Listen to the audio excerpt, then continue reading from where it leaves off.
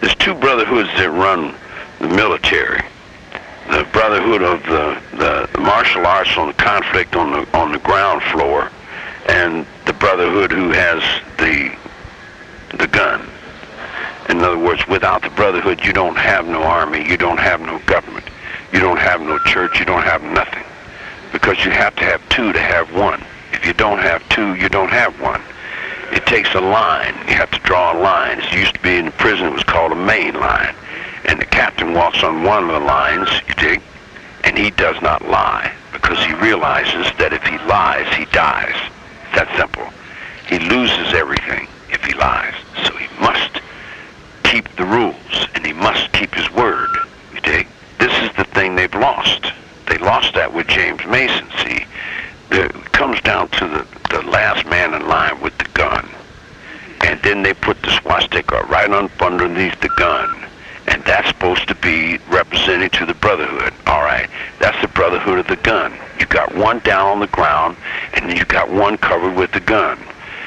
Then where we lost ours is like the guy with the gun said here, he passed the knife down and says, we can't deal with these dudes here. You go deal with those dudes. You say, okay. So he picked up the knife and he went and he dealt with the dudes. He dealt with everything that needed to be dealt with. Then the guy said, all right, pass me the knife back. So he passed the knife back, and when he passed the knife back, he gave it to the other side. He went over to the other side and gave it to them and put them back on himself, thinking that was really cool. And he lost his brotherhood. That's the reason that thing fell off the bottom of that gun. He lost his swastika and he lost his brotherhood from lying, because he thought it was a big joke to stab somebody in the back. They just took a life for him. If somebody's given their life for you and they're going into the battlefield for you, you can't very well laugh at them when they come back. If a man's over in Vietnam and he's over there in the mud and the blood and he's fighting and dying for you, and then you come over and you spit in his face, what kind of fucking country could that be? Yeah. You know, so it's the same thing all the way down the line. All the way down the line, people think it's slick to get over on somebody else because they're in a down position.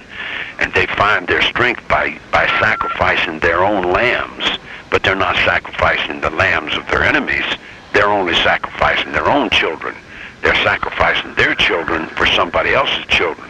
My grandfather told me this. He didn't tell me exactly, but he told my grandmother, and I know she never lied. He told my grandmother that he was standing in World War I, he was standing on a dead body. And he seen a Bible in this guy's pocket. And he reached down and he got the Bible out of this guy's pocket. And he opened up the Bible, and there was the man's picture with his wife and his 3 children, you dig? And he had a chain with a cross on it, and he looked at the Bible, and he looked at the man's children, and he looked at the cross, and he looked down and seen himself. He said, wow, man, what am I doing fighting my brother? I'm over here fighting my brother, and I don't even know why I'm fighting this guy, you dig? Why have we been fighting each other? Why are we divided? Why is our house all split up in little pieces? Why are we divided within ourselves? We worship the same God. We have the same books, the same words, different translations, but the same principles. We live by the same codes of honor. And why in the hell are we fighting each other? Why did my grandfather kill himself? He comes back and tells my grandmother, you know, I was fighting my brothers, and I don't even know why. And they didn't know why. You want me to tell you why? Jew. They're slick. They put you against yourself. And then they kick back and they'll Charlie Chaplin. They'll ride on you. They'll ride on you till there's nothing left of you and sell your blood all the way. They'll sell war from one door. They'll buy and sell guns out of one door. And the next door, they'll sell love and peace. And they'll agree with everyone and swear to God that everything's just perfect for a dollar bill. They'll go right back into the money. And the money's not their money. Now that they've got their own country, before they didn't have their own country. They didn't have their own money. The only way they could live is in somebody else's economy. They had to scrimp for nickels. scrub for dimes, you dig, save every little thing they could get, save every little rag, you dig. They were oppressed, beat, fucked over, misused, and then when they get in an up position, they do the same thing down on other people that have been done to them. It's like a circle of oppression. People become oppressed going one way, and then when they come back, they get oppressed going back the other way. We oppress all these people and make them do all of our bad things, and then they grow up and they get stronger, and it makes them stronger, and then they come back on top of us and push us down and make us do all those things, and then we get stronger, and then we come back around. And it's every race and every people have had their turn. Everyone has been the bad guy. Everybody's been the good guy. Everybody's had to turn around the fucking maypole. Now it's time to put one world together. It's time to put one government together, one economy together, and put it in order. Because if we don't, there's going to be no atmosphere left. There's going to be no trees left. There's going to be no wildlife left. We're not going to have anything because the money's tearing up everything. They're fishing out the ocean to where it's just going to be a cesspool. There's going to be nothing left in the ocean but a bunch of goddamn fucking pollution and piss and junk that we're dumping our tons and tons of garbage. See, here's the thing you don't realize, man. You're not old enough to realize how many people that 900 million people are. If just 200 million people, 300 million people, if you fill up a ballpark and you see 50,000 people, that's a lot of people. That's a lot of turds. That's a lot of piss and shit to go over in the water. Just 50,000 people. Now, fill it up 3 times a day. That's 200,000 people, 150,000 people. Now fill them up every day for 7 days. You dig? That's 650,000 people. And then pretty soon, man, it would take you 6 lifetimes to see all them people. I mean, can you visualize that many people? Or are you thinking on the little level of the people you've seen so far? Or do you give a fuck? Well, what are you going to do with all them people? Keep lying to them and telling them they got a constitution when they don't? Keep telling them everything's going to be all right? Just keep cutting the trees down and keep doing the same old shit that they're doing?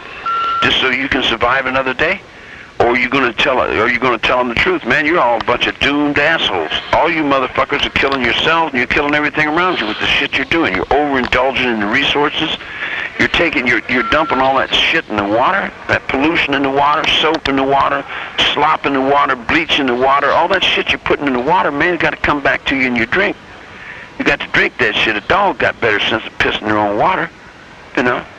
So how you get them out of the water? How you get them out to quit pissing in the water? Quit shitting and puking and throwing their blood and their junk and their Kotexes and their fucking floor wax and their bleaches and their goddamn fly sprays and all that shit going down in the toxic dump. We're just one big fucking toxic dump. Now you try to face it and do something about it or stop it, and then they call you a criminal, lock you up in the nut ward. Do you know how many people have been sacrificed in this very same thought? How many people have jumped up on the freeway and tried to stop all the automobiles, and wounded 8 or 10 or 12, maybe 15 people, killed maybe 6 or 7 people, went to court and got the designated nuts and went to the nut ward and hung themselves and died? Trying to stop the damn fucking machine, and it's just, you know, and everybody covers it up and lies about it and goes on about it and don't want to look at it, you know, and like as if it doesn't exist, you know, that everything's going to be all right, you know. I don't know. I just reflect like the mirror, you know, and like if it all just goes down the shitter, it really doesn't affect me because I live like a bug anyway. Well, you know, I live over on the road. I live over on the campfire, you know. I'm a hobo, man, by all means. I'm really a hobo, you know, in the fullest extent. Because I live in a sleeping bag, man. I don't even need that. I'm pretty free. But I do love the earth. And I wish there was some way that I could have some influence on how to fix it, how to straighten it out.